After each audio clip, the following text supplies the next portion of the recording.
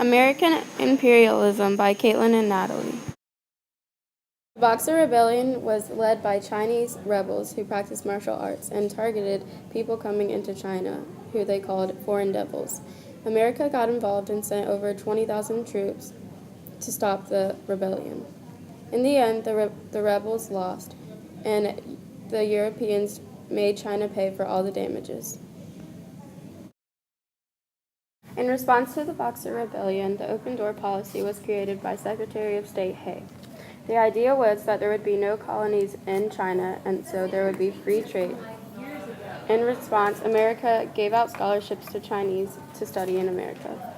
Ideas like social Darwinism and ideas in Alfred Mahan's book, Influence of Sea Power Among History, are reasons why we took over Hawaii.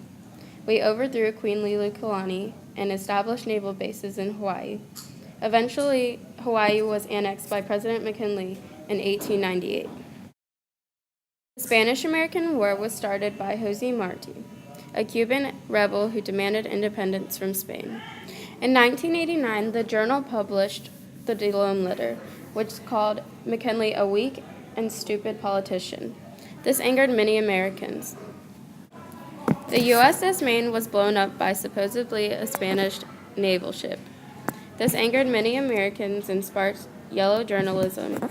They stated in newspapers, "Remember the Maine, to hell with Spain." This led to jingoism, which was a strong sense of nationalism.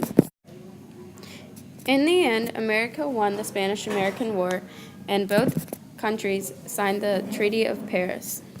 In the treaty, Spain gave up Cuba, Puerto Rico, Guam, and sold U.S. the Philippines for $20 million. Due to America's success in the Spanish-American War, Roosevelt developed a new diplomacy. Roosevelt came up with a policy for the United States to take action in Latin America. Roosevelt believed that the United States needed to civilize weaker nations. The Monroe Doctrine states that European powers should stay out of the Western Hemisphere, and the United States would stay out of the European affairs. Roosevelt stated that in order to prevent such intervention, the United States was justified in acting first.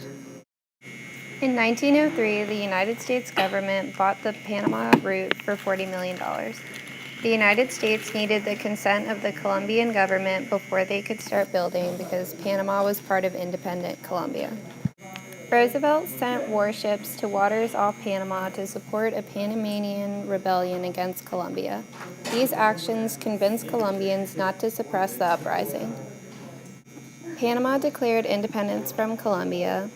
America paid Panama $10 million and an annual rent of $250,000. More than 35,000 workers helped dig out the canal in very difficult conditions. It was finished in 1914. The Panama Canal led to many new discoveries in medicine due to all the diseases that workers got.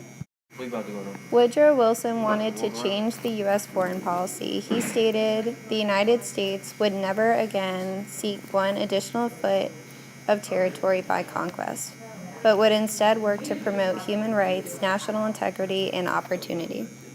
Taft's diplomacy wanted to expand American investments abroad. The diplomacy of the present administration has been characterized as substituting dollars for bullets. It is frankly directed to the increase of American trade upon the axiomatic principle that the government of the United States shall extend all proper support to every legitimate and beneficial American enterprise abroad. President William Howard Taft, 1912.